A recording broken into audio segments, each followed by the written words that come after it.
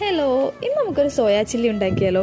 വളരെ സിമ്പിളായിട്ടുള്ള ഒരു ഐറ്റമാണ് കേട്ടോ അത്. ഇതിനായിട്ട് നമ്മൾ കുതിർത്ത് വെച്ച സോയാബീനിലേക്ക് ഇഞ്ചി വെളുത്തുള്ളി പേസ്റ്റ്, കുരുമുളക് പൊടി, ഉപ്പ്, മഞ്ഞൾപ്പൊടി, കോൺഫ്ലോർ എന്നിവ ചേർത്തിട്ട് നന്നായിട്ട് മിക്സ് ചെയ്ത് വെക്കുക. ശേഷം ഒരു ചൂടായ പാത്രത്തിലേക്ക് കുറച്ച് ഓയിൽ ഒഴിച്ചിട്ട് നേരത്തെ മാറ്റി വെച്ച സോയ നന്നായിട്ട് വറുത്തെടുക്കുക.